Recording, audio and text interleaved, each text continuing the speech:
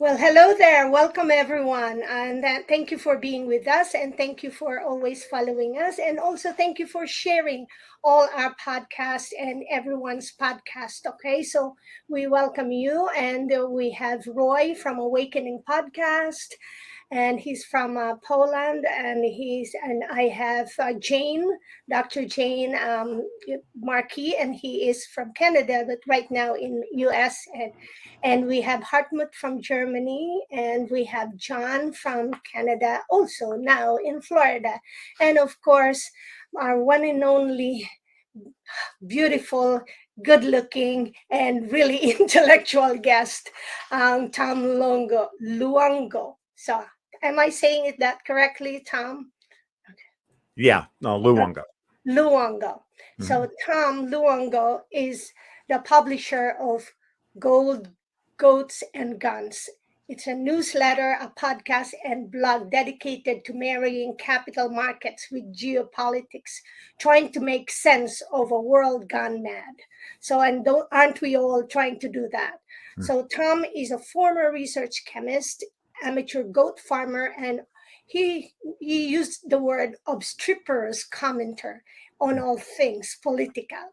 However, on my part, no, he's beyond obstreperous, because for me, he is really, that's why I said intellectual but critical thinker, and he has such a good sense of humor that when I start viewing and listening to the podcast, I can't help but just smile and crack up from all the words that he uses and his expressions. It's really good to follow him in his podcast. And his work can be seen regularly on sites like Zero Hedge and LouRockwell.com. He also edits Ultimate Wealth Report from Newsmax Media, and he said he doesn't jog.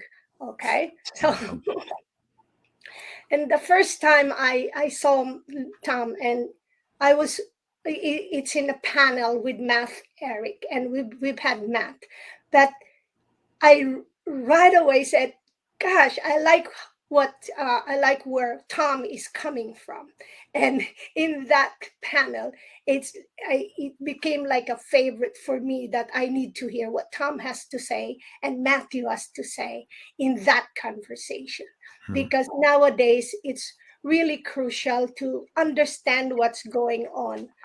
Okay, so Tom, I remember when because of the pandemic, many of those people who might have been in the holistic world, okay, or maybe let's say on some conspiracy theorist, they were the first ones also to be in line to get the jab. So it is kind of like frustrating or disappointing that, oh, how come they never saw it as most of us saw it? Because we all came together during that period.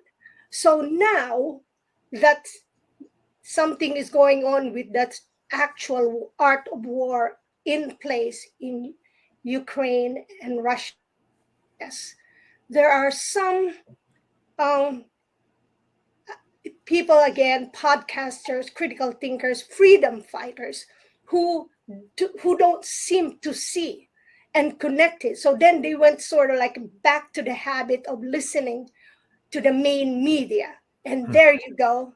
Everything is like suddenly they lost track that, hey, if for almost 3 years, it was so obvious that you have been scammed. How are you going to believe this thing? So what's your thought on that, Tom, and lead us to that? Oh, but Tom, let me just, before this, please explain how you came up with the gold, goats, and guns, because I really like it. Okay, well, that's actually the easier question to answer. When I first went to work for Newsmax back in 2013, we did a retreat where they brought all the newsletter editors down and all of their editors and customer service. We all had like a big corporate thing that we did. And when we got to the end of it, which was great because I got to meet everybody and I got to introduce myself because I literally just gotten hired, so I was the new guy on the block. And and they had, so no one had any idea what my gig was and what my perspective on the world was. And by God, did they get that over the course of those 2 days. And one of at the time, the assistant publisher, Christian Hill, just said, I learned, during a question at the end. So I said, what did everybody learn this weekend? Right. And the guy who had recruited me said, how all of our people our editors are phenomenal public speakers. That's cool. It's something I didn't realize. And then Kristen Hill came up and said, I realized that Tom Luongo is dedicated to this thing that he does, and that to him it's not just gold isn't an investment, it's a lifestyle, it's a thing, and I can't wait to do a promotion centered around him on gold, goats, and guns. And that stuck with me then, because I'm like, yeah, that's hilarious. We should do that. Well, that gig ended in 2017. My first stint with Newsmax ended in 2017. And I had to go independent, and that's what birthed what I do now. And I just kind of took that ethos from that newsletter and transferred it into a new thing. And I said, well, what am I going to call it? I'm going to call it Gold, Goats, and Guns, because that's what I'm an iconoclast, and I'm a quirky, and I'm always looking for something odd or quirky in the way to present myself. And hopefully that it's going to stick. My partner hates the name, but he's now acquiesced to it over time, because it's a hard thing for people to remember. But it's Gold, Goats, and Guns is really simple. Gold is your savings. It's my ethos for how you live your life. You start with savings, and then from having saved something, and gold represents savings, you then say, okay, I've got enough savings. Now what am I going to do with that savings? Well, obviously, I'm going to build something with it. I'm going to get involved in some kind of industry. Well, goats represent industry in that respect. They represent your capital allocation into investments into your future. And then what are guns? Well, once you have successfully built something, you successfully saved, and you successfully built a homestead or a business or whatever it is, well, now you need to defend it.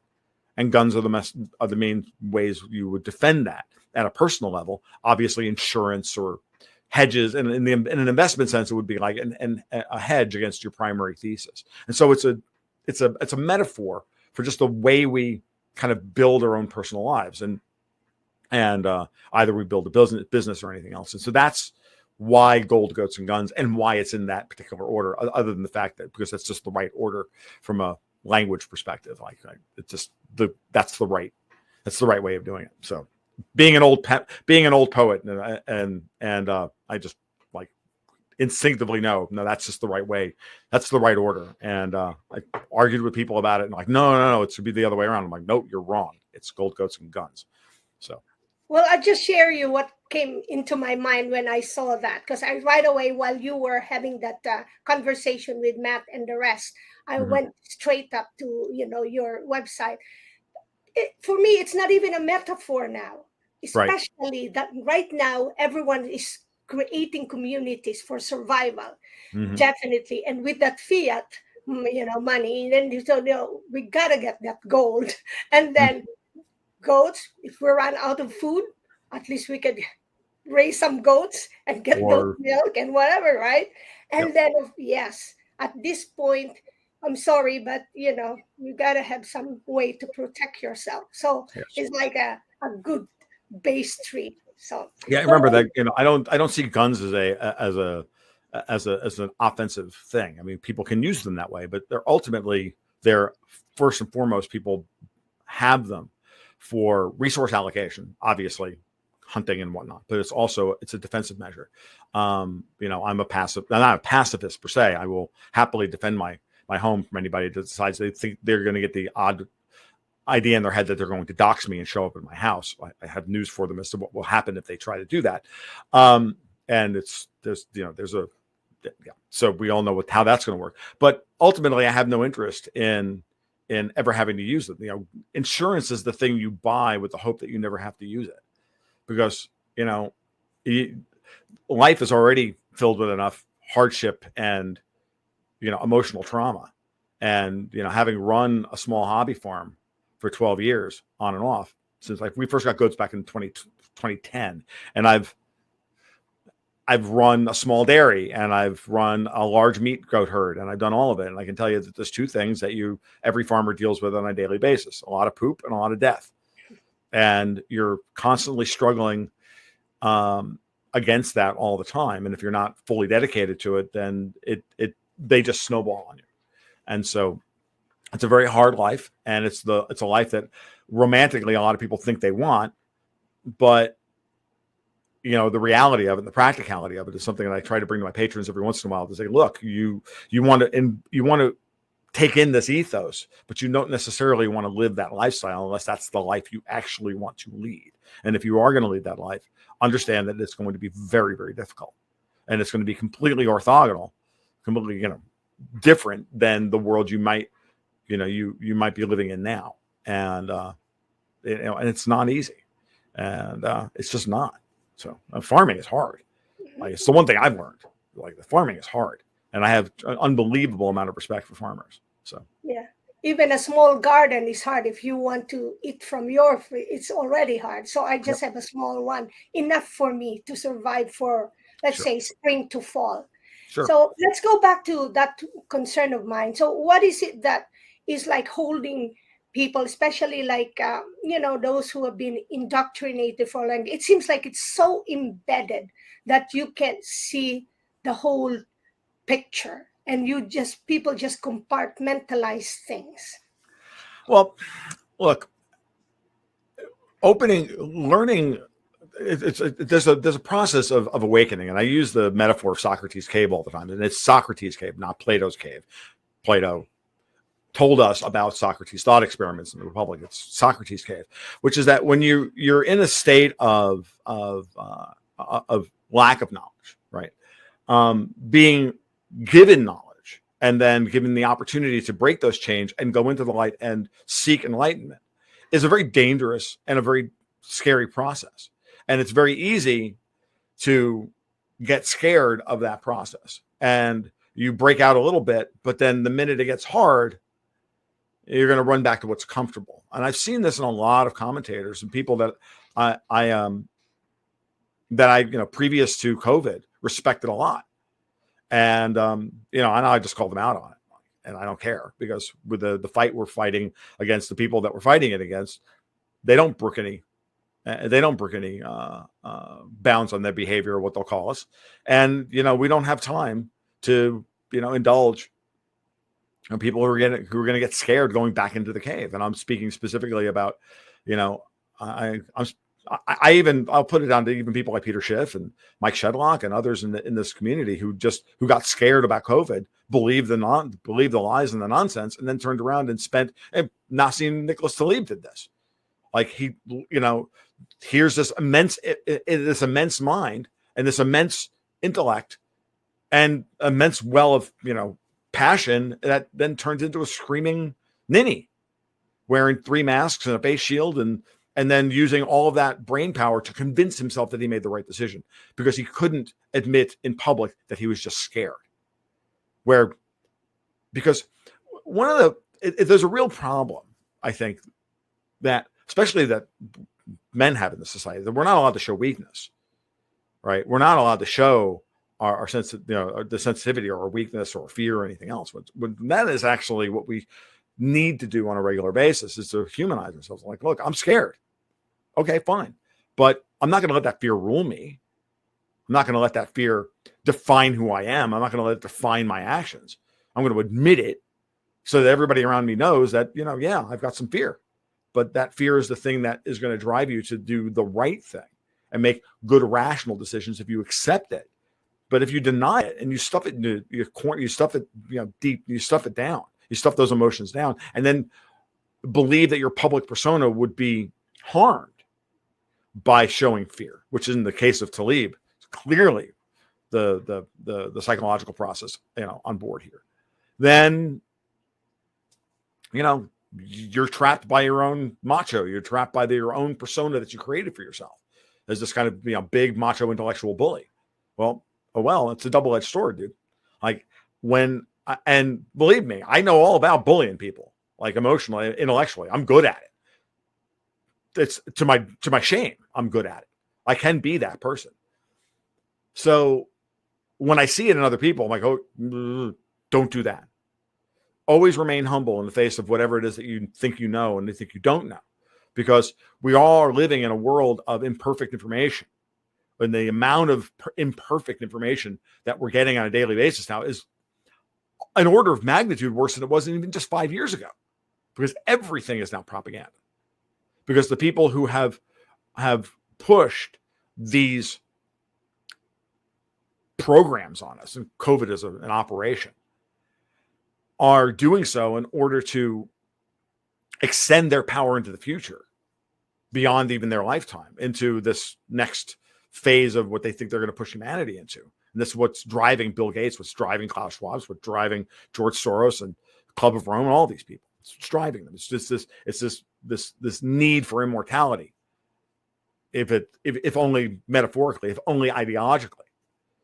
But they're worried that the systems that they've had that have allowed them to accumulate and project that power are failing. And that fear is what's driving them into these incredible feats of authoritarian activity. When governments never get more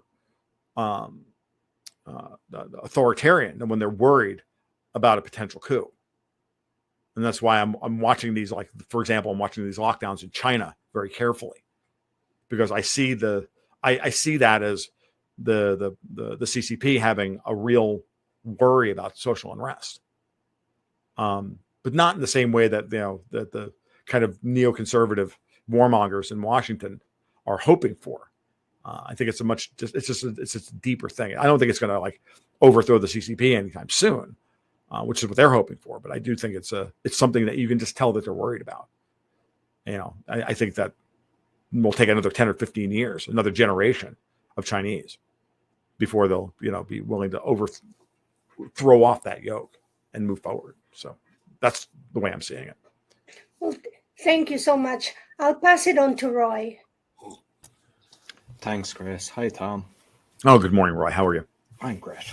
So, like, we're all hearing about like Agenda 2030, the Great Reset. I've seen some of your articles on Putin. You might talk about that. Like, what do you believe? It's kind of the whole thing is a pony show with the different countries? No, not at all. That was the whole text of the debate that Grace opened with when she was talking about this. Putin and Russia are not a dog and pony show. This has been U.S. That's not even U.S. This has been British and European colonialist foreign policy going back to the 1850s. I say this all the time. Remember, go back and read the original Sherlock Holmes, right? When Holmes and Watson meet, what's Watson dealing with? A war injury from having been sent home from Afghanistan. Okay. The British Empire was fighting in Afghanistan to stop the Russians from creating any kind of hegemony or unification of Central Asia. It's been going on for 150 years, if not longer. Okay, and I think this is a different mindset. The Russians are not communist in the same way that we're seeing from French and German intellectuals. Like, the intellectual basis for their rationality as to what they want to do is fundamentally different. The Russians are not, Western libertarian style individualists. They never have been, not ever. They've always been more monarchist in their thinking. I have a czar, have a strong president, have a strong central state that guarantees the rights of the people. And I think that and the Russian people as a culture are much more comfortable with the submission to that kind of state, as long as that state is, operating in their best interest. It's a perfectly valid model. Well, that's perfect. I wouldn't say it's a valid model, because I'm a narco-libertarian. I don't believe any of these governments are a valid model from a philosophical or moral perspective.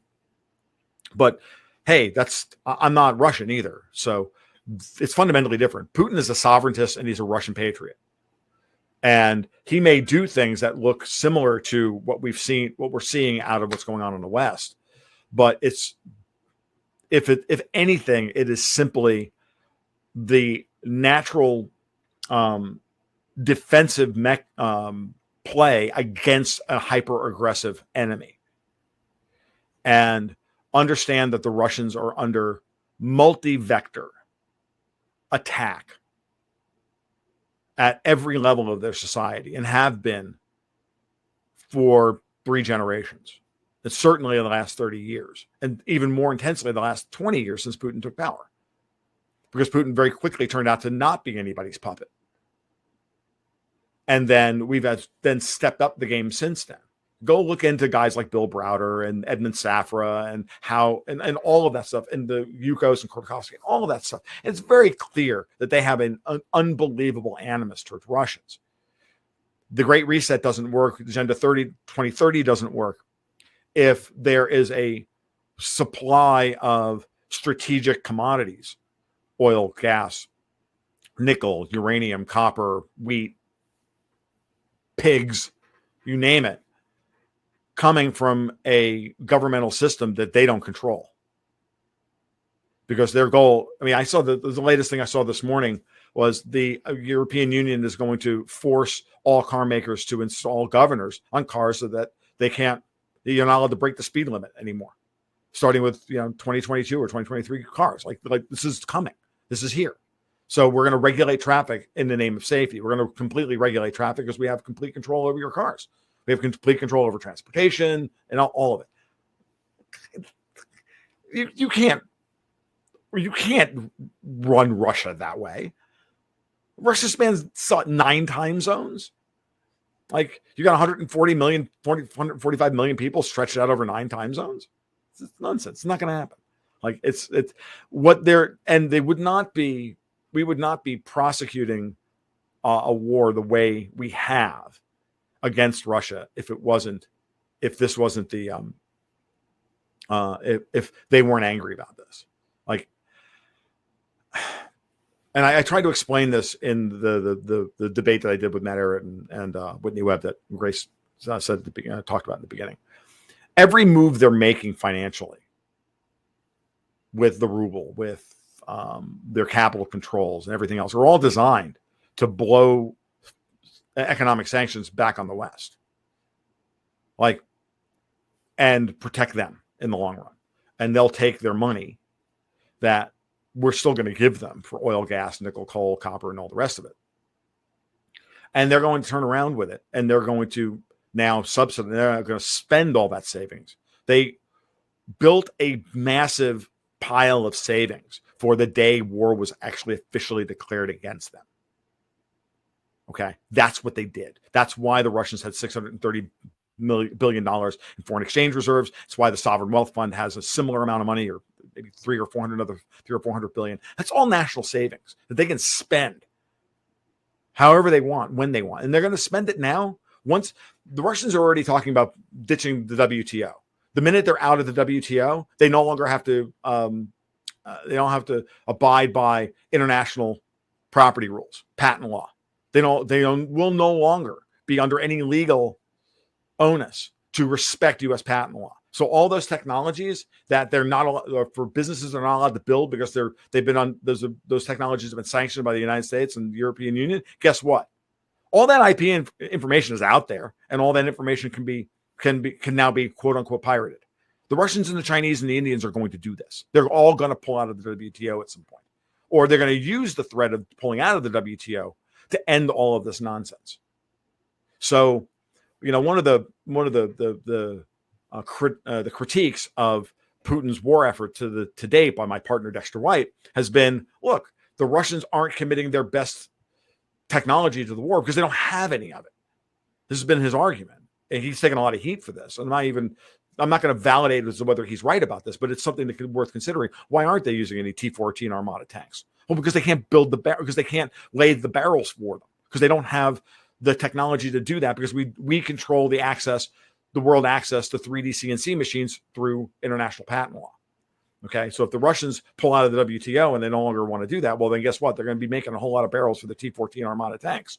If this is going to be they're going to turn Ukraine into what they think is a 20-year war to bleed the Russians white. Well, then the Russians will just turn around and spend their savings building up new industries to support the rollout of much higher quality, technologically advanced industries. And the Chinese are dumping money in left and right. So are the Indians and everybody else. So they wouldn't be building a commodity basket style SDR for the Eurasian Economic Union if they were interested in still being part of the old system and ready to go to modern monetary theory and unmoor everything from commodities. No, they're going in the exact opposite direction. They're trying to take money and tie it back to commodities, which they produce a tremendous amount of, as opposed to what the West is trying to do, which is set up for a massive debt default all across the West and unmoor money from any kind of opportunity cost. Right now, we anchor money to debt,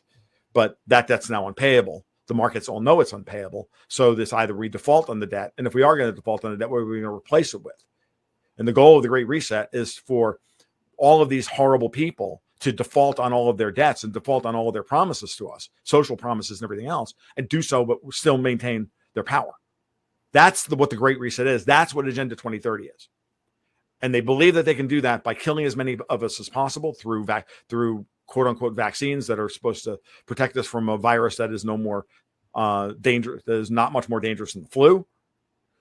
In order to bring about a ridiculous surveillance state. Now, the Russians may want to put a ridiculous surveillance state in place over the next generation or so, but it's only because they're dealing with radical infiltration, with and they're fighting a war, an economic war, that is you're dealing with people who have 10, 20, 30, 40, 50 times the budgets that you can put at it.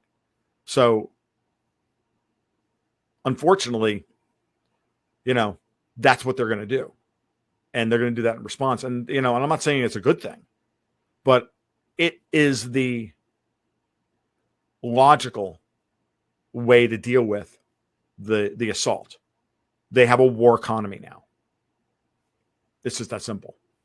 So with China, then, do you think China, it looks to me, if you look at their social system, like people can't even travel. So it looks like their leader was put in place and they're under the same control, or have you a different view? I think Xi has always, I don't think Xi was put in place by anybody other than the Chinese. Xi has made it abundantly clear that he's happy to take bits and pieces of their agenda and use it for his cynical advantage, but he has no interest in their the goal of going after Russia is to subjugate China. That's the goal. You cut off China. China is a net energy importer, right? Massive energy importer. So is India. So is Europe. Who are the two energy exporters, really? Well, it would be the United States if we were allowed to export energy, but we're not, because we're not allowed to develop our energy. Because again, the people who are trying to pull this off want to control the flow of energy around the world in order to keep everybody in a kind of new neo-feudalism. Okay. The Chinese have always had a neo-feudal. The Chinese state has always had a kind of neo-feudal state view of their people and of the relationship between people and the state. It's not like this is a new thing or anything. So, but I remember that, and it's something that Matt Ehret brought up in that debate, and it's something that I've talked to other people like Alistair Crook and Joaquin Flores and others who've done a better job of articulating these ideas, which is that the relationship with these civilizations, which are much older than ours, and their people it's just fundamentally different. It's not a transactional situation. And I brought up earlier that the Chinese Communist Party may be, sinking into a kind of paranoia, just like the Russians may be sinking into a kind of paranoia. Well, they should be. They're under attack from the people who have all the money, right? And they're trying to leverage what's left of the value of that money, that they can use it to garner goods in the real world. That money system is collapsing. But for a certain period of time, next 3, 5, 7, 10 years, whatever it's going to be, I don't know what's going to look like. They're going to leverage the value that they can. They're going to leverage that money to procure goods in the real world. In this case, espionage, spies, warships, blah blah blah blah blah, media, the rest of it, in order to, continually undermine those societies. And because of that, the Chinese are going to pull back. But they've also pulled back on capital. They've trapped billions of dollars in Western capital inside China. Billions. Like from what I understand, George Soros had billions in Evergrande. And the Chinese have been like, yeah, and you're last in line to get paid. Which is why the minute Evergrande hit the friggin' headlines over here in the United States, the next day, literally, George Soros is writing an op-ed saying, calling Xi the devil. That's not a double-blind bluff or anything. That's not 4D chess. That is George Soros hates Xi because Soros thought he was going to be able to put billions into China and then get control of the Chinese state the same way that they deploy tens of billions of dollars in the United States and in Europe, and then use that power to then influence the state. The state in China is more powerful than the oligarchs. The state in Russia is more powerful than the oligarchs. The oligarchs, and we're thinking that we can undermine the oligarchs and then that will force these people out of power. But since the Hong Kong riots of 2018, which was a color revolution attempt against Hong Kong, what have we seen? How long was Jack Ma out of the public eye? Because he was in a Chinese prison somewhere, getting the hell beat out of him? Because he dared to say that we were going to build a new monetary system outside of the purview of the Chinese government? Like, not just Jack Ma, but the guy at Evergrande. He had to give up all of his wealth and pay back the domestic creditors. And there's a half a dozen of these examples. The oligarchs don't have power in China. If you want to overthrow China, you have to overthrow the people within the CCP, within that power structure. And I'm telling you, neither Xi nor Putin are in any worry of that happening. As a matter of fact, I'll give you one, the thing that's been popped into my head this morning. There's this story going around that Putin has thyroid cancer and he's going to be out of business for a few days. No, I don't buy that for a second. The West has been playing that game for about a month. They've been building that story up. That's not what that is at all. We think we have enough people within the Kremlin to do an assassination attempt against Putin, and Putin's going into hiding while his people take care of it. This has happened before, and the same stories were leaked to the press that there was something wrong with Putin. He held that this happened in 2015. Or early 2016. He disappeared for 2 weeks. I don't know if you remember this. Oh, where's Putin? He never takes 2 weeks off the job. Putin doesn't take a day off. And they even went so far to say he has schizoaffective order or some disorder or something like that. Like really? We're gonna go with that? Are you gonna tell us that he's Aspie as well? Like, okay. Really? All right. Okay, boomer. Like, this is the way this, like, okay. I mean, this is all coming out of Bellingcat. This is all coming out of MI6. This is all British media. And it's all nonsense. But they probably think they have enough people within the Kremlin to try another attempt. And they're all going to die. And Putin will show up a week from now looking rested. And that would be that. And if not, well, then World War III, baby, because if you get rid of Putin, forget it. The nukes start flying. He's the only one stopping the Russians from nuking the UK at this point. Because they deserve it from the Russians' perspective. And there are hardliners in Russia that are itching to nuke the Brits for 150 years worth of humiliations. Don't ever forget it. And I'm not saying it's right or wrong. Yeah. I'm just telling you where their head is at. And if you listen to what they're, if I'm a hardliner in Russia, I'm like, oh yeah, the first place I nuke is London. Let's get rid of the LBMA. Let's get rid of all the City of London bankers. Let's get rid of the Queen. Yeah, let's get them all. Let's wipe the board clean and start again. Because the bureaucrats in Germany don't matter. Emmanuel Macron doesn't matter. Mario Draghi in Italy doesn't matter. They can't nuke the White House, so 10 Downing Street sounds right. I hope it never comes to this. But if I'm doing the blunt geopolitical game theory here, and sometimes you just kind of have to I'm going to put my inner I'm going to put my inner chimpanzee on and go, okay, yeah, you guys flung enough poo at me. That's it. I'm done. I pick up a stick and I start beating you.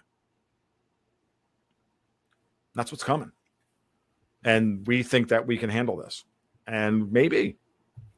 I know the neocons on K Street in Washington, they think that they can win a limited nuclear exchange with the Russians. They're crazy. They're absolutely insane. But I know that that's what they're thinking. Go listen to everything that comes out of Victoria Nuland's mouth and everybody who's associated with her, and you will hear it over and over and over again. And there are a lot of people within MI6 and within British intelligence and British foreign ministry who think the exact same way. Scary. Okay. Thanks, Tom. I'll pass you on to Jane. Sure. Hi, Tom. Good morning. I wanted to piggyback on your comments about being humble with information, and the type of training I've had as a doctor is as a homeopath. And I know it's human nature, and we've been taught that when we are confronted with a patient that we want to heal, it's human nature to jump to a conclusion and find something that will work too quickly. And so we've always been taught to be humble and listen and gather information for quite a long time. And I wish I could teach that training. I wish I could give that training to humanity, because our tendency is to jump on something and, try to solve our. Oh, I know. It's funny. Men are worse than this because men are designed to be problem solvers. Our job, our whole DNA, like our whole being, our woman has a problem. We need to solve it. Right. Yeah. So, and sometimes that's actually and this is the hardest thing I've had to learn in my marriage. Like I've been married to the most unbelievable woman in the world for just over 30 years now. And sometimes she just wants me to listen. Mm-hmm. She doesn't really want me to solve a problem for her because the problem doesn't really have a solution. What she needs is some empathy. And after a while, she just finally had to tell me, dude, I just want you to sit and listen. I'm like, oh, okay, cool. Come here. Yeah. And then, but, we're both a little aspy. And because of that, we don't get, those social signals are really hard won for me.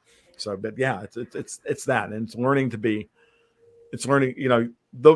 there's an adage in markets that, no one ever got rich before they went broke a couple of times.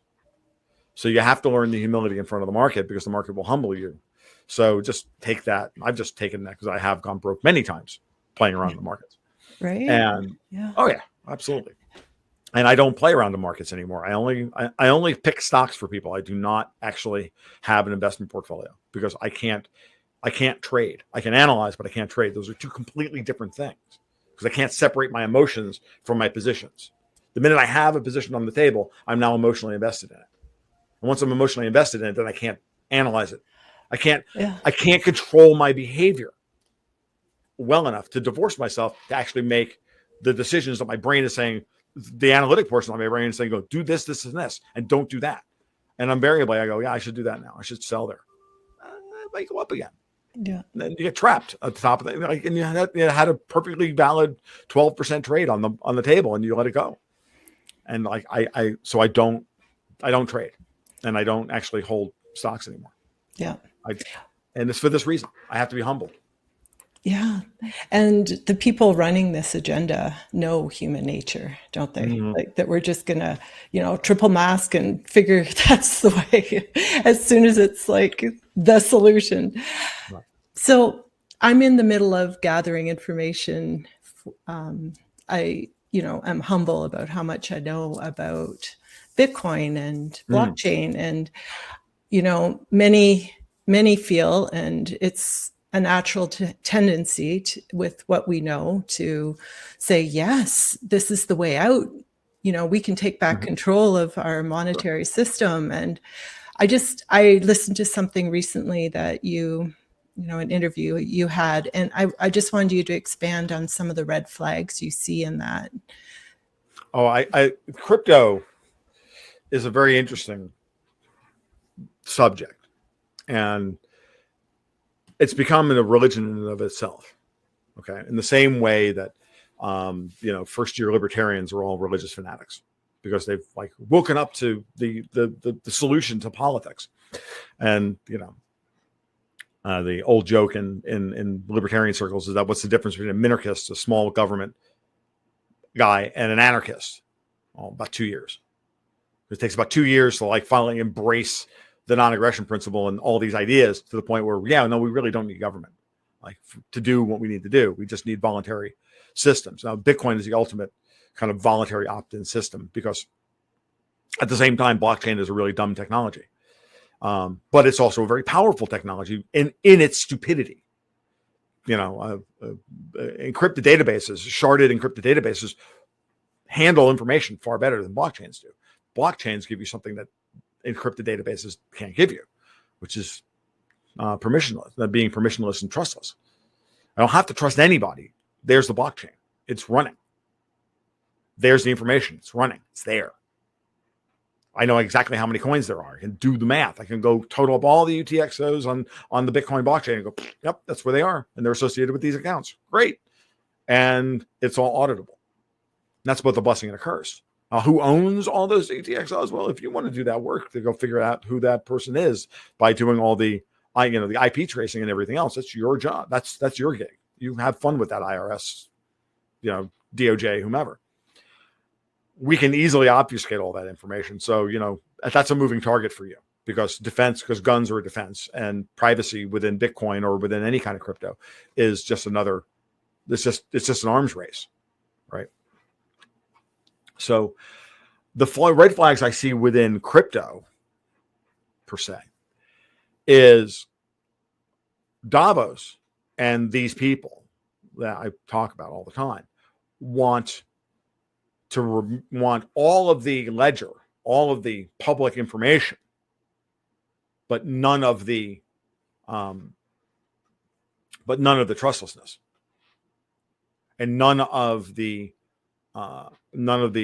aspects of proof of work, Bitcoin, that create sovereignty. They want all the surveillance with none of the sovereignty, because they don't believe in individual sovereignty. Okay, these people are communists in the most reductionist version of reality. Okay, and I use the word communist differently than most people do. It's not a big cap. It's not a big capital C. It's a little smaller, lowercase c. It's an ideology, which is that ultimately we don't have a right to have individual rights. Okay. So sovereignty is only something that is granted to you by the community. No, my seizing 9mm will talk to you about whether or not I have individual rights or not. That's what guns are all about.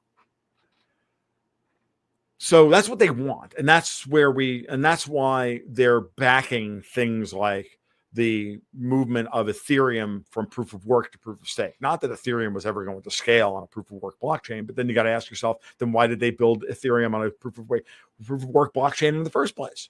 And why did they do a pre-sale? And why was all this other, why was all the, and then you start going into the history on Ethereum and you say, oh yeah, it's a scam. It was always set up to be the thing to try and destroy Bitcoin. Why have they come after Bitcoin for the amount of energy that it uses?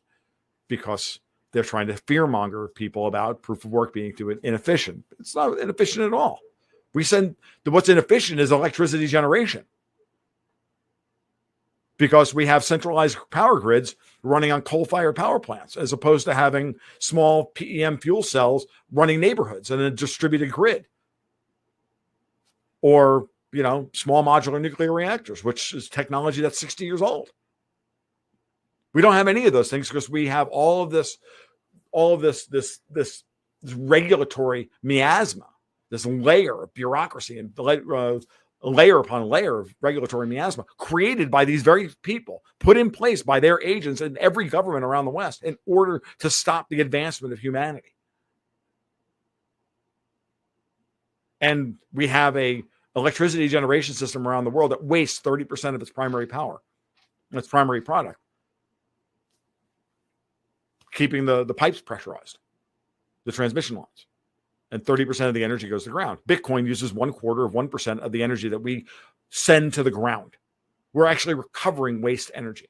we're actually making those coal mines slightly more energy efficient, because then we can tokenize that, and then we can turn it into something people can use to transact value and capture that value in the form of a token, Bitcoin, or Monero, or Decred, or any other proof of work blockchain. Proof of stake blockchains have zero energy costs associated with them, meaning they're just another form of MMT, or another form of debt-based security, where we have zero opportunity cost money. Zero opportunity cost money is called slavery. It's called scrip. And it's what they've always wanted to pull off. That's, doesn't matter if it was greenbacks during the Civil War, or, paper pounds during World War I, or whatever. Same thing. Today it's Federal Reserve notes, but at least they're tied to debt.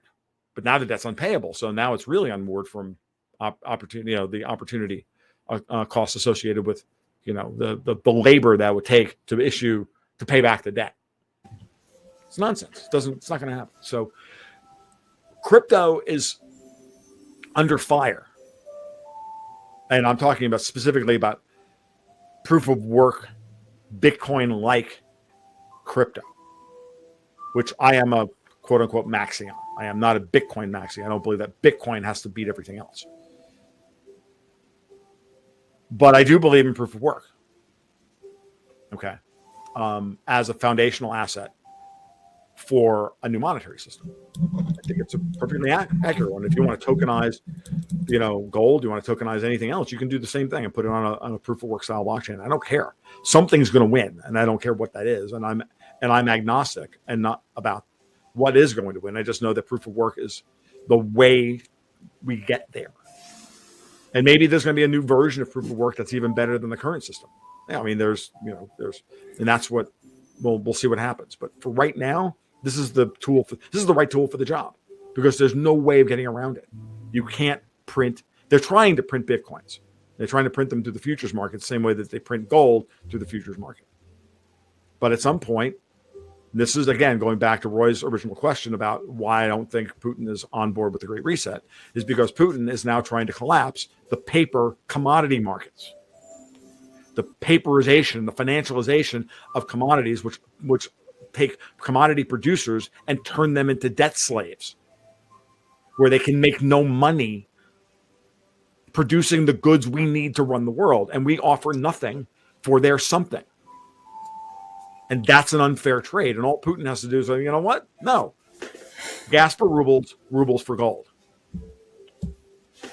Or rubles for Bitcoin. And we in the gold community have been saying for 15 years, 20 years, this is all that has to happen.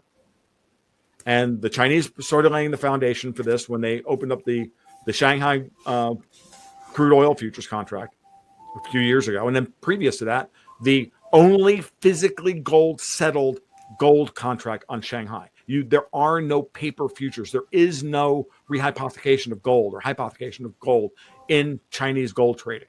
The Chinese yuan, for all intents and purposes, is already gold backed in this respect.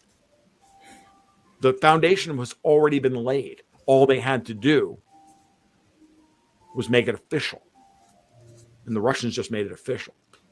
Now they're willing to slow roll that official role as much as possible, as another way of saying, look, we don't want World War III. Let's come to an arrangement. Let's sit down and talk about this. You're going to lose. No matter what you do, we have the hammer. You're going to lose. We're going to destroy your markets. We can destroy your markets. We don't have to use our nukes. We've got gold. We've got nickel. We've got copper. We've got oil. We've got gas. And every day you watch the West try to wriggle out from underneath this, and they're caught in the world's tightest Chinese finger trap, which is offering debt for money, offering debt for real things. And debt for real things is ending right in front of our eyes. And it doesn't matter if it's going to be gold that wins or Bitcoin that wins or Monero or this or that. It doesn't matter. Whatever wins, wins.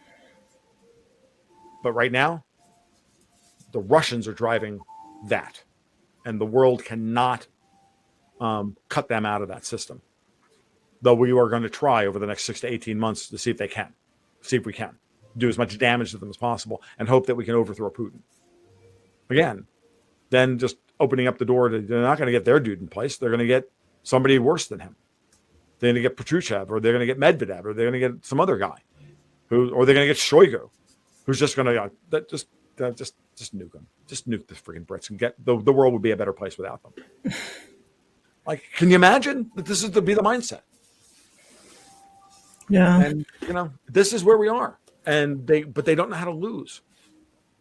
And they don't know how to accept the fact that they're not, that they don't know how to, the European Union and the leadership in Europe do not know how to incorporate into their worldview that they are not the world's smartest, most wise and insouciant people who have the right to run the world. It does not enter into their thinking. They are right, and they will do anything to make that right a reality. Yeah. So. Seems to have been a very long planned play. Well, it was originally Agenda 2050. Jane, Yeah. It was originally supposed to be Agenda 2050, and then Brexit and Trump pushed it up to 2030. And now they're trying to actually get it done now. You said Trump. Trump and Brexit pushed Agenda 2050 up to Agenda 2030. Because? Oh, yeah. Because they lost political control of the United States and the UK. Wow. And so that's why COVID. Yeah. They also lost control under Trump. They lost control of the Federal Reserve. Something else I've sussed out by mistake. Like, they lost control of the Federal Reserve when they put Powell in place, and Powell put John Williams in charge of the Atlanta Fed. And they finally, after 10 years, implemented SOFR, which has now cut ties between LIBOR and the LIBOR banks and the American banks. Now the American banks can do business while the Fed raises interest rates, and they don't have to be worried about what happens in the LIBOR banks. If the European money markets seize up, the Fed doesn't have to come in and bail out our money markets, which seize up because they're all indexed to the same bogus interest rate. See, that's it. LIBOR is the ultimate bit of central planning that nobody wants to talk about. It's the ultimate technocratic means by which to control, literally to dial in monetary policy for the entire world and make the Eurodollar, the offshore Eurodollar futures market, the setter of monetary policy. Well, the Fed winds up having to be the price taker on its own money as opposed to the price setter of its own money. And once you understand that dynamic, and you realize that we now finally have things in place, the Fed's going to raise by 50 basis points tomorrow. And then they're going to raise by 50 basis points at the end of June. And then they're going to be at 3.5% by the end of the year. And everybody's going to be freaking out. Or they're going to assassinate Powell.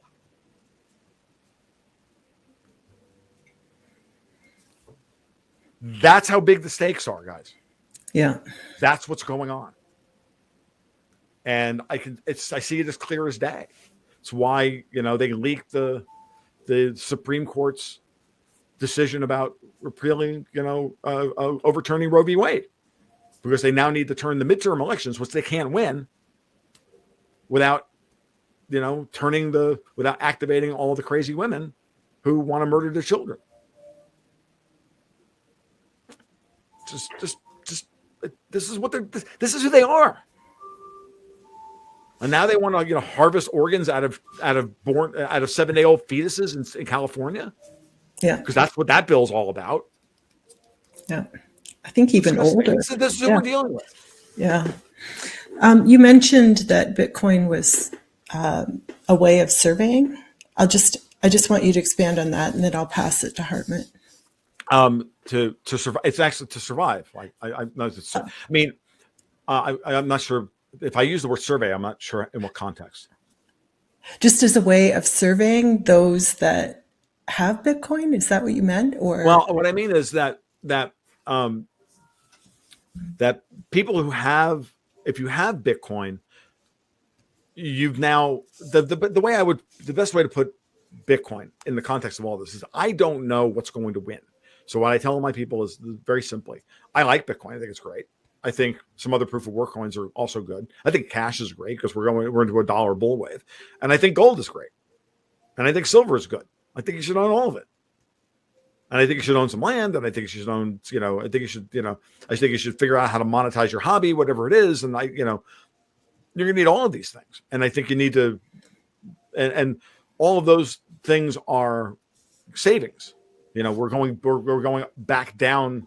We're having, as investors, we have to get back down to brass tacks, which is that our industries are all really risky. So we have to get back to cash and then try and figure out what industries are going to be allowed to flourish. So once we have cash, we can deploy that after the period of instability. So so that's what I keep telling everybody. It's like, own it all. But at the same time, don't forget the people, because the people are going to be the ones that you're going to be able to transact with in order to get the stuff done. So I'm like, I got a cow supplier, 7 miles away from me. And I make sure that I have my cows processed at the guy at the guy down the road, not the big, not the bigger one, but that guy, because I want to make sure he has enough business that he's going to be in business so that we can process meat and we have a local economy that makes sense. Like, so I buy very, it's not like we don't buy food from the grocery store, but every year we buy a cow or so, and that cow needs to be processed, and the hide needs to be processed, and all that stuff. So what's like same thing, or do I trade that for goats, or do I trade my goats for pigs, or whatever? But that's what you have that option. But it's building that local community and keeping that local community tied to you. And Bitcoin's going to help do that. It's going to help move. It's going to help that process, because it will enable people to move value for value without anybody in between. And while I'm not a huge fan of Lightning Network, theoretically, I am perfect. I think Lightning Network is a perfect, stopgap for long-term adoption of crypto and getting outside of the current banking system. So, but they're going to try and they're absolutely doing all the chain analysis out there to try and figure out who owns what, so that they can tax it all. And that's what they're doing. I mean, that's clear. But at the same time, these are government agencies, and half of their databases don't even talk to each other. So, we know the IRS doesn't talk to the DOJ, who doesn't talk to this one, doesn't talk to that one. They all got to get, so sometimes the bureaucracy works to your advantage. Like, if the government was actually efficient, we would be actually in worse shape. That's the one light. No, like, sometimes you should like embrace the bureaucracy. Oh no, you guys, no. You say that. I mean, like even in my county, right? Even in I live in Columbia County, Florida, which is mostly rural county. Like, the property appraiser and the tax collector don't talk to each other. Their databases don't talk. Okay, they don't talk to each other, and it's like 12 people total. Okay, in both departments. Yeah. So I can put an addition on my house, and I know that my taxes aren't going to go up for another 10 years, because the tax collector only does a reassessment on my property for 10 years.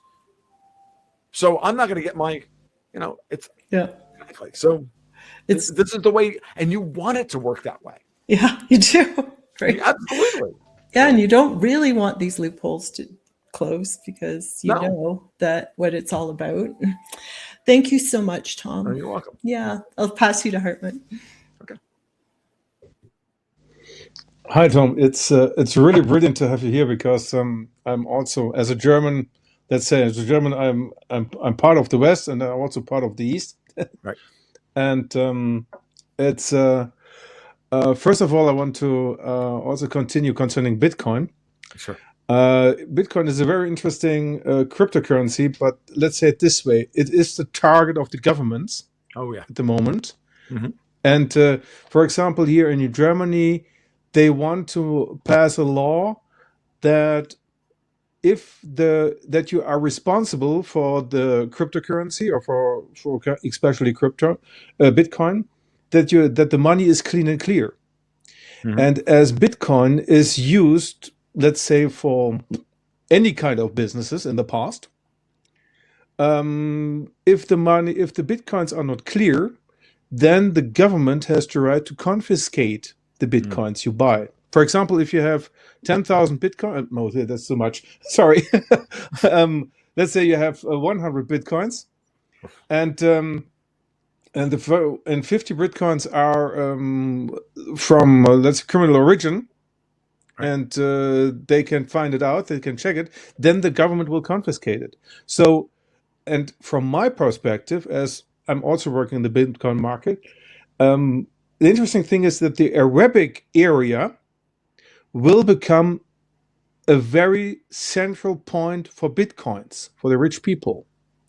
And that all the other areas, Europe and maybe North America and all these areas, they will get very big problems with the Bitcoin market. Mm-hmm.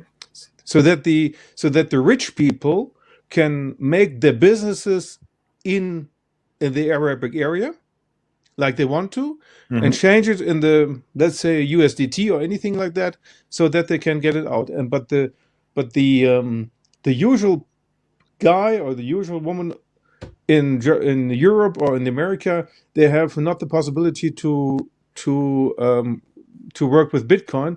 They have to go maybe in other cryptocurrencies. Oh yeah. What is about you? Yeah. What's about your opinion about that? Yeah, no, this is the argument about coloring your Bitcoin, so that see, these are clean Bitcoins because they were never used in money laundering, or they're never, which they continually change the definition of on a daily basis to suit their needs. Within the Bitcoin community, I can tell you that they're all like, yeah, that's nice, try it. Yeah, you want to confiscate it? Well, if it's in my cold storage wallet, you're not going to get them. And if I quote unquote launder them through a privacy coin, prove that I even own them. Like, you guys, what the government's the rules like that are hilarious, honestly, because they're meant to scare you into thinking that government's coming to take your Bitcoins. I hear this from people all the time. I'm like, have you not heard of Pirate Chain yet? Have you not heard of Monero? Have you not heard of this coin, that coin that will literally make your transaction go away so that no one could ever figure out what the transaction output looks like, and then you can convert back into a brand new Bitcoin address, which is their infinite number of them, and then your money's free and clear. I mean, if your government is going to act that way, that which is, of course, is that they believe they have a right and access to all of your money, that you don't actually, the fundamental thing here, the fundamental conceit is that they think that all your money is theirs, and that they have the right to tax 100% of it all the time at whatever rate they think they have the right to tax it at any time. This is absolutely the goal of the European Union. This is absolutely the goal of all of these, of Davos and everything else. That's what they want. They want complete and utter control over this. Chinese are no better. The Russians aren't much better, but the Russians are also know full well that they can't really control any of this. So, which is why they actually put together reasonable crypto regulation to allow businesses to actually have, to be able to use Bitcoin in a legal sense and create at least a framework that isn't terrible. Bitcoin's a currency over there. It's not a commodity like it is here in the United States, where they're trying to tax all of our gains through capital gains tax and just roll them up through taxation to the government. I think that the bigger issue here is these laws are just nothing more than another form of capital control, and that you should be worried that your government is going to turn even more rapacious against you. I mean, I'm sorry, but Germany, y'all have to, was it every 2,000 euros or lower in gold, physical gold, has to be reported to the government. Now they want to know if you bought an ounce of gold. Like, that's how paranoid they are. Yes. Right? Like, that's insane. Yes, they are very paranoid. Here in the United States, what you're starting to see legislatively is a lot of pushback. That Janet Yellen and Gary Gensler, Janet Yellen's the Treasury Secretary, Gary Gensler is the head of the SEC. They're trying to hold back. They're trying to hold back Bitcoin adoption. Meanwhile, Wall Street is desperately trying to add Bitcoin to their portfolios, to their products that they offer, and everything else, because the demand is there. We have members of Congress who are in the throes of these European neo-colonialists, because I'm sorry, as far as I'm concerned, there's a contingent within the United States, there's a contingent within the Brits, and there's a contingent within Europe that are all together, and that is what I consider Davos. Davos wants X. wants what you're describing. They want complete and utter total control. And there are forces within the EU, within the UK, and especially now within the United States that do not want that. And we're finally seeing pushback within the US political and power structure that we haven't seen in the past. And it's because we've reached the end of where everybody was going along and getting along and was making money. Now no one's making any money. Now the banks don't have a future. The commercial banking interests in the United States don't have a future, as you know, because there's no investment, because there's no money to put on the table to make any money off of selling, you know, crazy investment products anymore. They can't do normal everyday community building banking. That's all the regional banks in the United States. The big banks all make their money off of their trading desks, and they can't make any money off their trading desks anymore because we've destroyed the investment banking situation here in the United States. So it's like, so, and why is that? Because Davos wants to destroy the commercial banking system, get rid of the two-tiered monetary system where the central banks make the money and the commercial banks distribute the money. They want to collapse that to the central banks so that they can have complete control over it through central bank digital currencies. They want to get rid of SWIFT, replace it with Ripple, and have a completely digitized, you know, monetary system controlled effectively by the Bank of International Settlements and the IMF, with some of the member central banks then acting as like the new community banks. The Federal Reserve, by the way, is not down with this idea, and neither is Wall Street.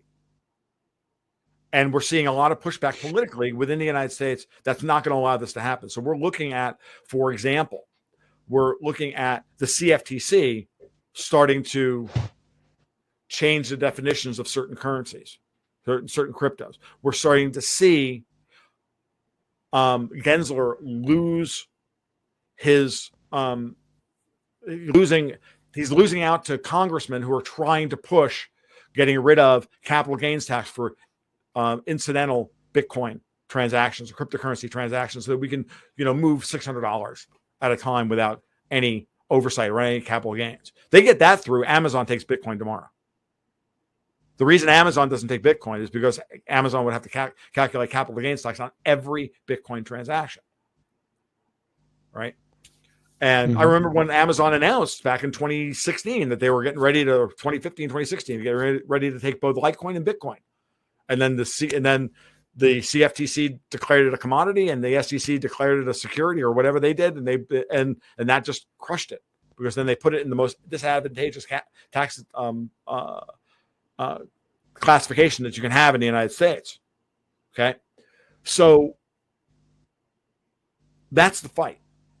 So the bad news is, yeah, they're doing all this. The good news is that we're starting to see countervailing forces working against this, and it's happening at the top level, because they're not doing it for our benefit. They're doing it for their own benefit.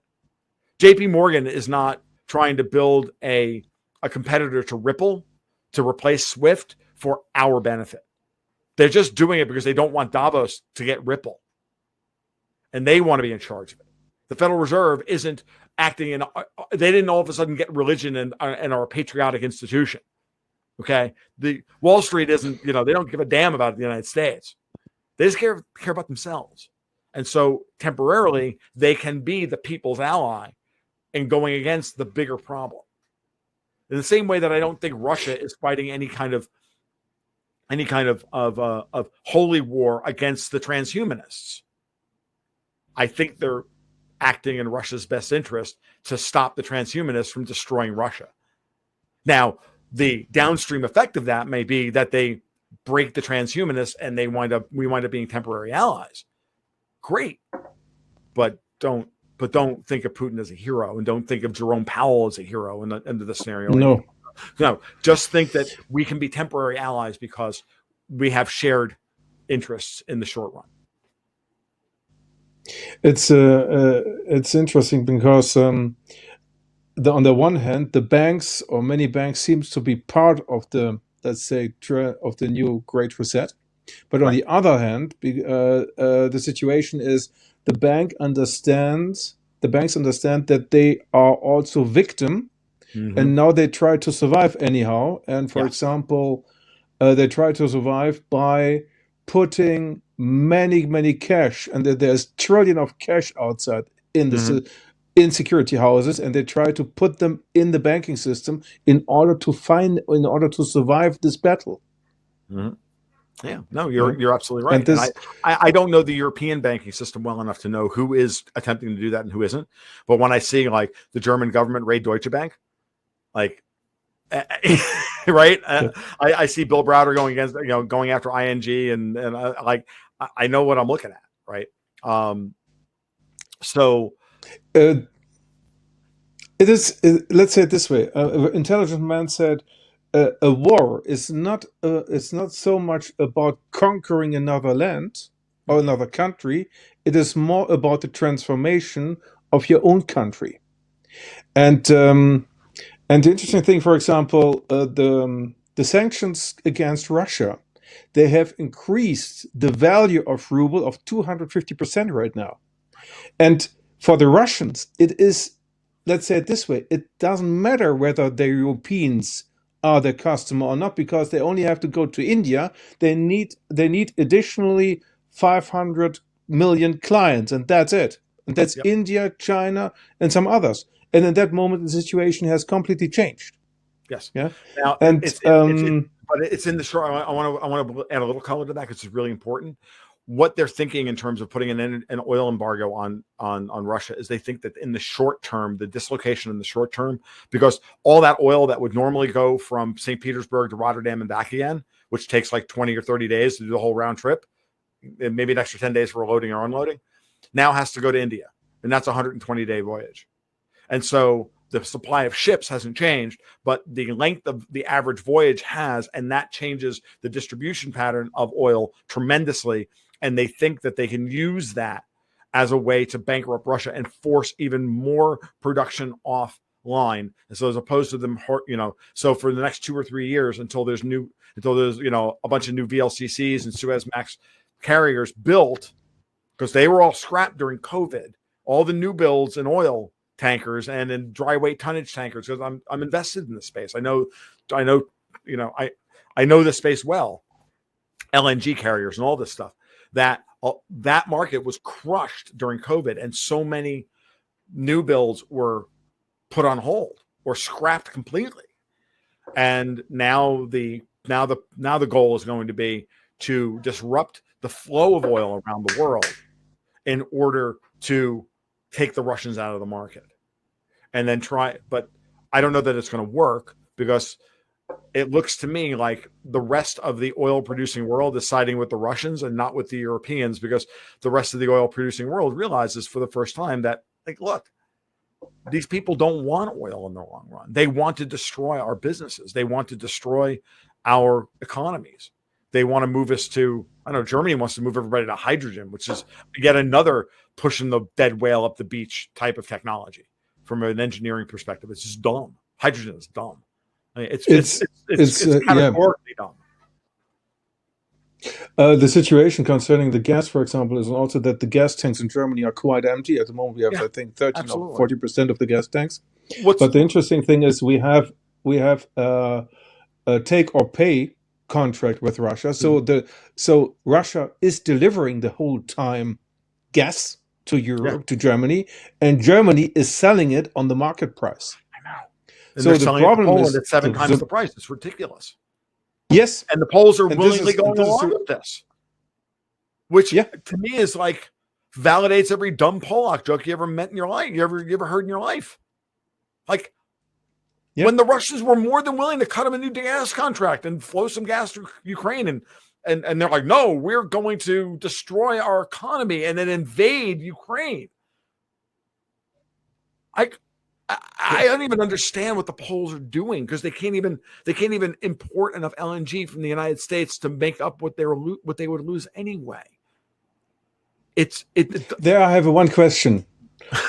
Sure. Did you get also the information that the Americans have made an LNG contract with the Russians? Not so. For example, no. Okay, because this was my information. Okay, that the Americans Because let's say it this way: Or the Americans the are buying Russians LNG from have the understood. Russians to sell to the Europeans under the American flag. That wouldn't Yeah. surprise me at all, because look, I know Be- the LNG tanker market in Russia, so that wouldn't surprise me at all. That there's some American subsidiary in a Bahamas offshore, with an offshore shell company has actually done the contract with Gazprom or Novatek to buy the LNG and supply it to the Germans and say, no, we're really not buying any Russian gas. It's dumb. It's just silly. No, we're talking about the stuff that's coming from Cheniere.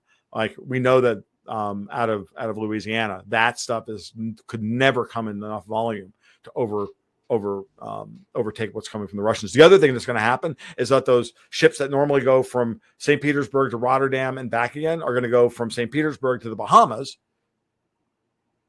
and then back to Rotterdam. Yep. Because there's massive oil storage in the Bahamas. And so it'll just mean that there'll be two different routes happening, and we're buying Bahamian oil, we're buying, and like they're just going to rebrand it all. Like this is how the Iranians are evaded sanctions for years. Yep. Transfer at sea and all this stuff. The Russians will do the same thing, but they understand that, and they also understand that they need to bring in. They're going to have to bring new pipelines online, which is part of the reason why we overthrew Imran Khan in Pakistan, because the Russians and the Indians and the Pakistanis were already ready to bring a nice big oil and gas pipeline down from central Russia across all of them. And then so we had to overthrow Imran Khan. So it could be very interesting to see how long that, again, I don't think that's a long-term solution, because I don't see the current Pakistani government lasting 6 months. But hey, when your time horizon for overthrowing Putin is 18 months, you'll do anything. I would like to, before I pass to John, I would Sure. like to tell a fairy tale. Sure. Fairy tale concerning the Third World War. Imagine there was once upon a time a land conquer another land, and the other countries decided to support the conquered land by bringing weapons to this country. And the funny thing is, at the border to this country, specific quantity get lost, and you can find it in the continent, let's say in Africa, and then the rest will also get lost. And many countries, let's say specific people, make a lot of money, and the maybe 5 or 10% of the weapons will never reach the front at all. So this is the situation, and this gives me the hope that there's no Third World War. Me too. Man, there's many operatives. Like most of the weapons that are being sent to Ukraine, it's all a big slush fund. The $33 billion that Biden signed off on, $8.1 billion of that was to build the Ministry of Disinformation here in the United States. Okay, I saw that number this morning. Yeah. Most of the weapons, it's really just one last slush fund to ensure that Pelosi and Mitt Romney and Adam Schiff and all the rest of them get their final payout before the whole thing collapses. I think what I'm hearing from the Eastern Front in Russia, that eventually, and I just think that people don't, the Russians, artillery shells are cheap. They're done putting men and tanks at risk. So now they're just doing saturation bombing of Ukrainian army positions, and artillery shells are cheap. It costs less for the Russians to build artillery shells and transfer them to the front than it costs for the United States to build artillery shells and send them to Europe and then have them get bombed by the Russians as they cross the border in from Poland. Yep. That's the scenario. So from the day after this war started, I wrote an article saying, okay, whose cauldron is it anyway? Whose meat grinder is this? Because if you're the Russians, you beat the United States by running a war of attrition against the Ukrainians. If the Americans and the Ukrainians are willing to fight to the last Ukrainian, okay, challenge accepted. It's disgusting. It's horrific. But this is the scenario. You guys are choosing this. We're not. We keep saying, well, let's end the war. Okay, you don't want to end the war? Yeah. Artillery shells artillery shells land all day long. S-300 missiles are cheap to build. S-400 missiles are cheap. But I really believe that a huge quantity is only sold, and that's it. Yeah, no, and I think I think that's part of the reason why they need to start shifting the Overton window politically here in the United States, to get us away from the war, because this thing's going to collapse on them very, very quickly. And we're going to watch the Ukrainian Eastern Front collapse. And then, we'll see if the Russians can muster an advance from Nikolaev across to Odessa or not. I don't know. I'm not sure that they're going to be able to, but I know that's their goal. Their goal is everything from Kharkov to Odessa, east of the Dnieper River. That's the goal. And I think they're willing to take however long it takes to get there. And that the only thing that's keeping that from happening faster is Putin has hamstrung himself by not declaring an actual war. So expect that on May 9th. No, it's not. It's not a war because they don't destroy the infrastructure. Let's say it this way: Well, what I mean is, What I meant by that was that officially the Russians did not declare war on Ukraine. They declared this a special military operation under UN Charter, under Chapter and Verse of the UN Charter, to as a humanitarian action to support the Donbass and Donbass independence. Yep. Putin, that hamstrings him in many ways domestically as to what he can actually do. He has to declare a war to then begin conscripting new soldiers and altering the budget and yada, yada, yada, and all of those things. And that's why he may have to, once different things are set in motion, different options are opened up budgetarily the minute he declares war, as opposed to a special military operation under the UN Charter. And that's what comes next. And we'll see. So that's what I mean by that. Thank you so much. I pass it to John. It was a real pleasure talking to you. Thank you. Yep, you too. Hi, Tom. Quick question before I get started. It's been bugging me the whole time we started. Do you have any relations to Roberto? No, I get asked that question all the time. I wish I did.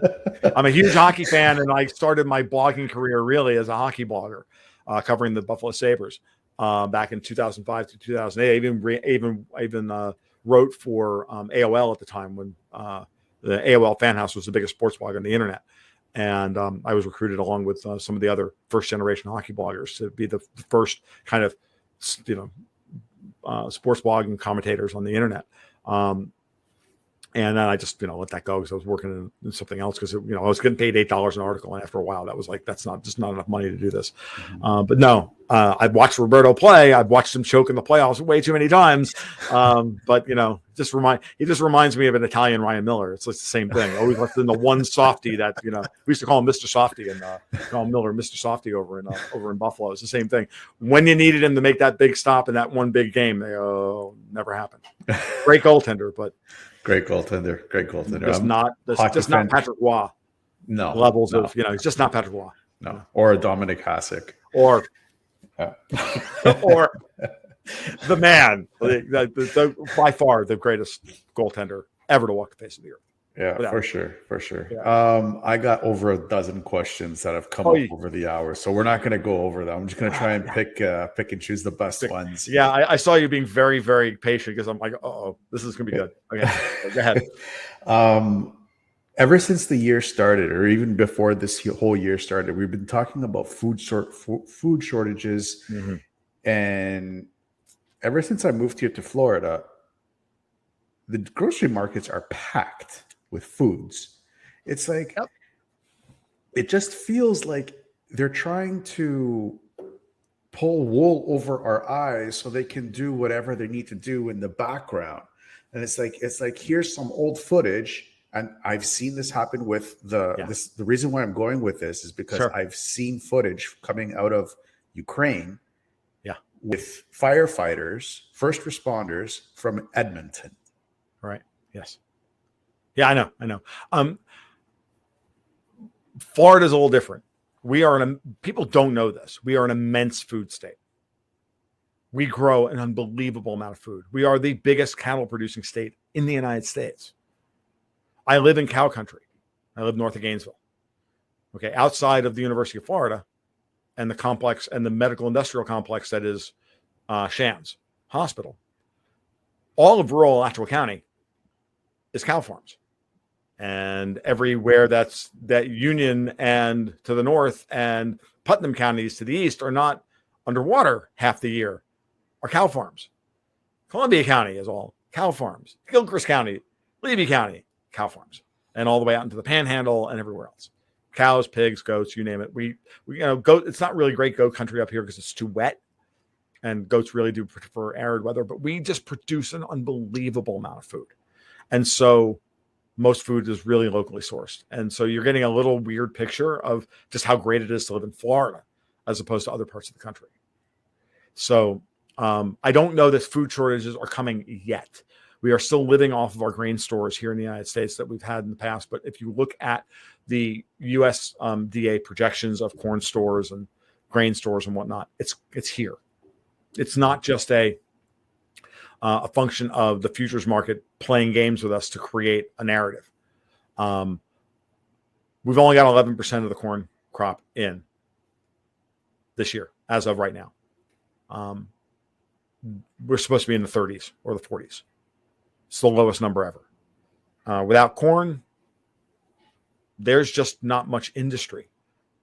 Like same thing with wheat. Same thing with wheat. I have a patron who's a farmer up in Alberta, telling me what the prices are for what amounts to his leftovers, his shake. If you're in the pot, like your shake, like what's left over, the tailings, the middlings, he's getting $23 a bushel for his soybean and rapeseed. $23, $24, $25 a bushel for stuff that he normally couldn't even sell. Giveaway. It's interesting. We're getting into that. The next phase of this. We haven't quite gotten there because we do such a good job of we recognize, especially here in the West, we recognize the strategic importance of having a strategic food reserve, and we're burning through it. It's interesting that you said with the lack of corn that's going on, because I remember way back in 2009 when I was really learning about nutrition and everything. There's a correlation in Wall Street between corn and the price of oil. Mm-hmm. And now that we're seeing the increases in the price of oil, we're seeing less corn on the market. Mm-hmm. So, and with everything else that's going on with the monetary fund, with the monetary funds and all this stuff, and the inflation that's happening not just here in the United States but all over the world, right?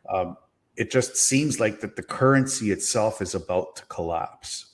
I get that feeling. Not quite yet. We're going to get there. The world is still biblically short dollars. Too much of the world, of the corporate debt in the world today, is still denominated and has to be paid in dollars. So the world is really short dollars. Where are we talking about a World War III starting up? Europe. That means America's not going to get bombed, similar to World War II. Why was America the destination for global capital during World War II, in the lead up to World War II? Because it wasn't under threat of getting bombed. Capital flows to where it feels safest or where it's treated best. Okay. So that's the short. So the 18-month to 2-year time horizon here is that the dollar is going to go ballistic to the upside as we transition to a different monetary system. We're also dealing with massive supply disruptions all the way around the world, some of which are designed from the ground up. I firmly believe that the European Union is purposefully trying to collapse the Russian oil market. And at the same time, the German economy and the French economy and the Italian economy. They're doing it on purpose because they need to destroy the middle class in order to make it acceptable for them to accept debt jubilee and debt default, just like the Europeans did in the 1930s, and then move the money over and then transfer all the power from the individual central banks to the ECB, who will then confiscate all the national gold, issue consols per George Soros's plan of issuing perpetual debt at a quarter point or half a point. And then transferring everything to the ECB, who then issues a digital euro, which I still think they're 5 years away from, but doesn't matter. They will move us. That's what Europe's fate is. And I firmly believe that the United States Federal Reserve is trying to help that happen. And I think that the Russians are doing the same thing on their end. In the meantime, you can't disrupt energy markets the way we have and not disrupt the food markets. Because corn, you don't grow corn without oil. Because you don't grow corn without urea. You don't grow corn without ammonia. You don't grow corn without oil. Okay? At least the way we currently farm in an industrial setting. There are ways of producing ridiculous amounts of food that do not require ridiculous amounts of oil. But I don't know what else, but we do need energy inputs into this. So we're not going to support 9 billion people on this planet without, which is about what the upper limit's going to wind up being, right? The projections are that it's going to top off about 9.1, 9.2 billion people without energy input into food production of some form or another. Now, we can do a better job of the way we farm and all these other things. That's perfectly reasonable. And part of the reason why we farm the way we farm is because of the hyper-financialization of commodities. Going back to what I was saying earlier about Bitcoin and everything else, like we offer nothing to people who produce something. We have to reverse that trend so that that the people who want something have to give something in return, and that will change the balance. That will change the profit balance and open up new profitable mechanisms by which to generate energy and food and this and all of these things. We do this badly because the hyper-financialization of the markets roll all the profit up to those in the political class. And so that's the dynamic that has to be reversed. That's the dynamic that has to be reversed. And I don't know. And it's going to happen whether Davos likes it or not, whether Wall Street likes it or not, or whether, we like it or not. Okay. So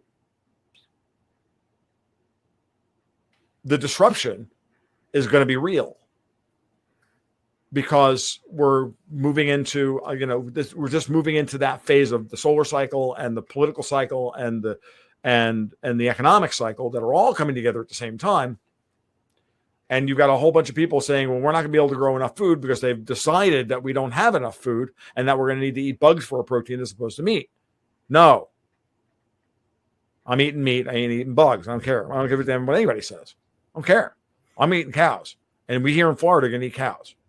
And that's just going to be the end of it. And Bill Gates can go scratch because, at the end of the day, he can lay claim to 250,000 acres of farmland or whatever it is. And he can put it under cultivation of garbage. And then, when push comes to shove, we're going to nationalize his land.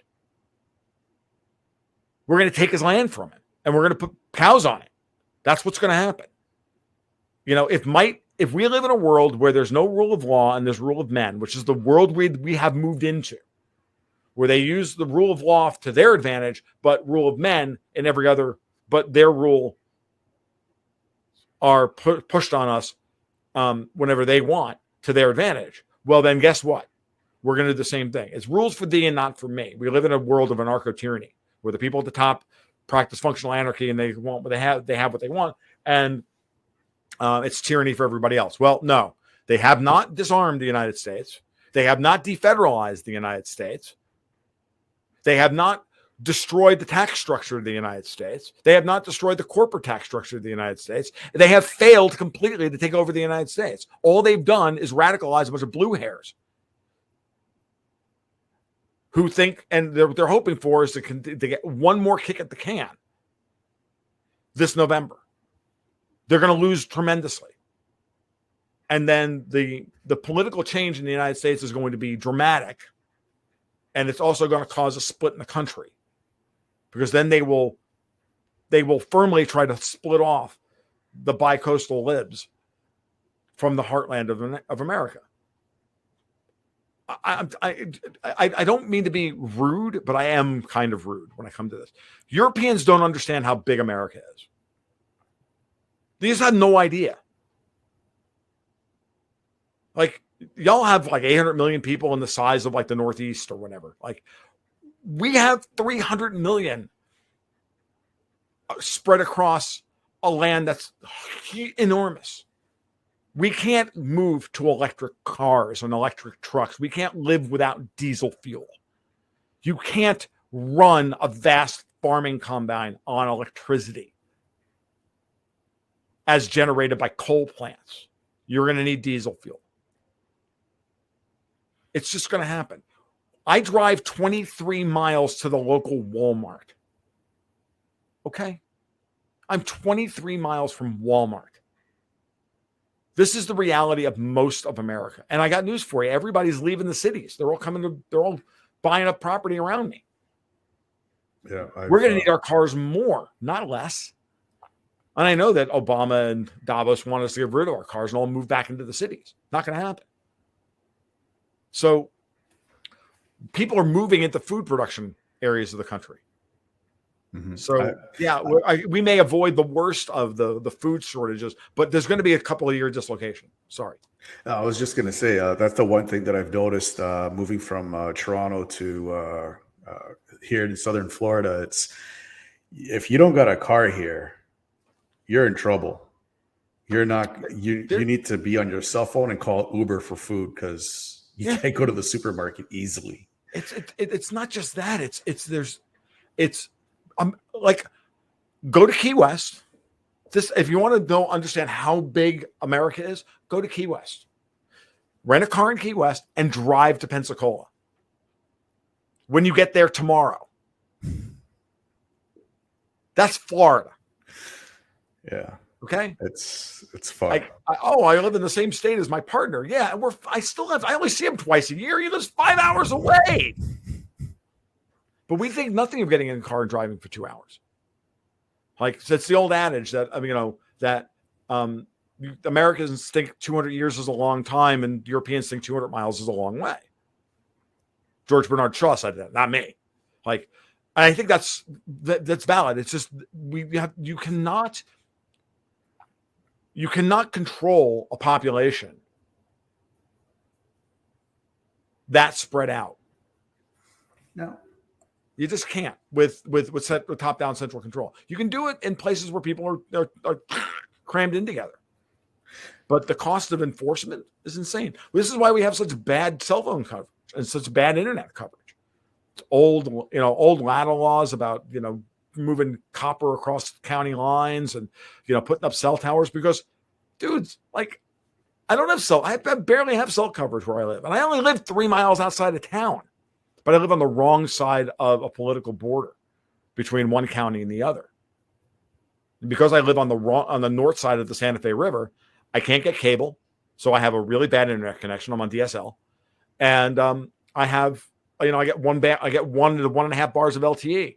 So I'm never going to get 5G. They're never going to put a 5G tower in where I am. It's not going to happen. You know why? Because there's 50 people live out here. And I'm literally 3 miles outside of a town that has, multiple shops and, a couple of grocery stores and whatnot. The town's not big, but it's not, but it serves 20,000 people within a 200 square mile radius. Yeah. Or, 75 square mile radius and a 20 mile, go 20 miles out of its epicenter or 50 miles outside of its epicenter. It serves people in 3 different Florida counties. Do you think some forward-thinking multi-billionaires out there, and I'm speaking about one person in particular who's made like big moves recently, Mr. Elon. He's probably and one Peter of my Thiel heroes. And others, yeah. Because he on one of his interviews he actually said that you can power the entire United States by only 100 square kilometer with a solar panel. Do you think that's actually plausible? I think it's a dumb idea. Solar is a bad technology. I'm beginning to do the deep dive into what could have been in energy. Elon Musk is a very interesting guy. Solar is but he's also in space exploration, so he knows that solar is not the solution. He knows it because anybody who's into space exploration at all knows that solar is capable of getting us to Mars, but that's about it. Because you're talking about a 60% drop off in efficiency of solar cells between here and Mars.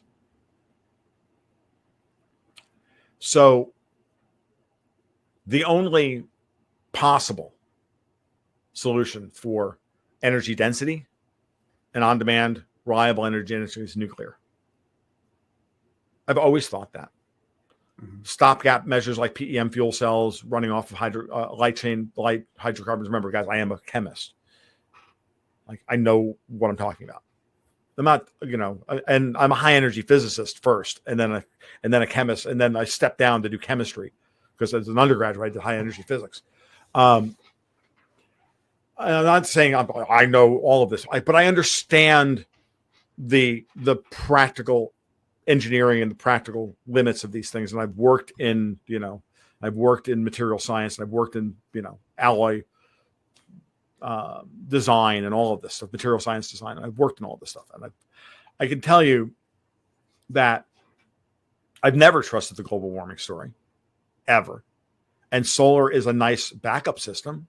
And when we get battery technology to the point where we can store well and compactly, then any energy that we generate, we can store more effectively using solar and or wave or wind or those things are important. Great. I'm not against capturing them, but these are low energy density sources. We need energy density to run a modern society, to run baseload for a modern society. You're not going to make industrial quantities of ammonia to make fertilizer because you got to reduce nitrogen, which is extremely expensive energetically, from nitrate or nitrogen to ammonia. Right? Ammonia is a nitrogen hydride, trihydride, right? That's the NH3. Like, you've got to go from +7 oxidation or +5 or +7 oxidations or +5 oxidations back to -1 or -3. Not to -3. That's a lot of energy. Yeah. And you got to then store it, and then you got to keep it, and it wants to volatilize on you. It wants to do all this other stuff.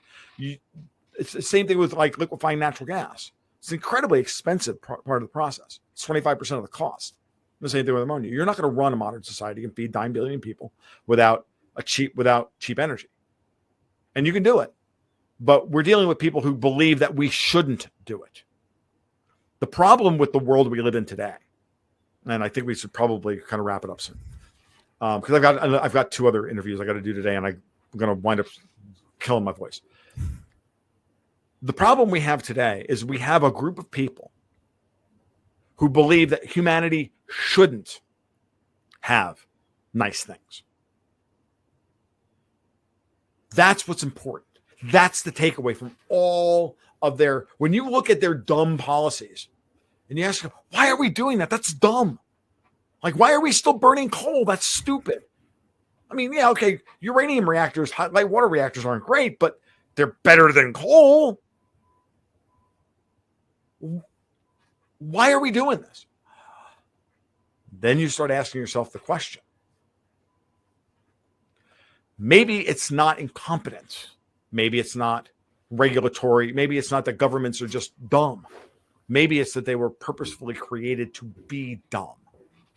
Maybe it was all a multi-generational act of vandalism against the species itself from a bunch of people who are nihilists and who believe that they have the right to play God with all of us. That is the real story of the last 80 years of our history as a species. Yeah. That's the story we have to keep into put in our heads when we analyze what they're doing. Because once you see that, you can't unsee it. Biden is not incompetent. He's a vandal. It's that simple. And I use Biden as a metaphor for the entire Obama third-term administration that we're living under, the junta. Same thing in Germany, same thing in Italy, same thing in the UK, same thing in the Netherlands or at the European Commission. They're not dumb. They know exactly what they're doing. They got a script and they're running it. Their goal is to prove to you that they're right and your reason is wrong. It's So the best thing interesting. you can do at that point is to say, reject all that and then figure out what can I do to stop it. And it may be very small. I mean, it could be as simple as I'm going to knit my own friggin' socks or whatever it is that I'm good at. Like, or it could be as grandiose as, you know, building a small media company to tell everybody about this. Or it could be as simple as I'm going to befriend my local cow farmer and, you know, and help him, you know, clean his stalls once a week. Yeah. It's interesting that you said they don't want us to have anything because just before Justin Trudeau up in China wanted re-won his election, re-won fake by shift here, shift there. He got his seat back. Part of his speech, I'll never forget this. He actually told Canadians, my ultimate goal, I'm paraphrasing, my ultimate goal is for all Canadians you will own nothing and be happy. Yep. And that was the trigger for me to say, okay, I'm finished with Canada. You know, it's always been, you will own nothing and be happy or else. Never forget the or else. They just don't say that part out loud. Yeah. Guys, this has been a lot of fun. Thank you so much. Also, Tom, anything more that you want to tell them about your podcast and other things? No, I mean, you've got it right. Everything that if you want to, if you like what you heard today, go to the blog at tomluongo.me. There's a link. You'll see a picture of my goat, Quinn, and you can click on that if you want to become a patron. And if you the link to the podcast is right below that. The latest episode of the podcast is right there. You know, just do the thing. What's important is ultimately you have to wind up being your own. Right? This is the takeaway from all of this. Be your own. Be your own what? Be your own central bank. Be your own producer. Be your own thing. Be your own best thing. If you do that, we'll be fine as a species. That is, in all the time that I've been like doing this, and I've been thinking about this stuff from the politics, is that people have built this in spite of all these people that have been going out of their way to try and take it away from us. We still have these brilliant things that are this is my iPhone, that are they think they're designing these systems to enslave us when they're liberating us. And we have to realize that we will overcome them because it costs more to lie to you than it does for you to tell the truth. So just keep telling the truth. Keep being your own, and we'll muddle through this. It's going to cost us 20 years of history to undo the damage that they do to us. It's going to cost us an entire generation of humanity. I'm firmly convinced of that. But, you know, look back through our history as people, and you'll see that many generations have been lost because of the cycles. So. Thank you again. And through the power and humility of the great source, we thank everyone for staying your truth. As Tom says, you know, just say the word no. It's not going to happen, as he said, and be your own of everything that you wish. And this will be uploaded in BitChute and Rumble and in Earth Heroes and all the different platforms of the different podcasters who are here. So, source bless. Thank you. And Tom, I hope you come back again. Be happy to.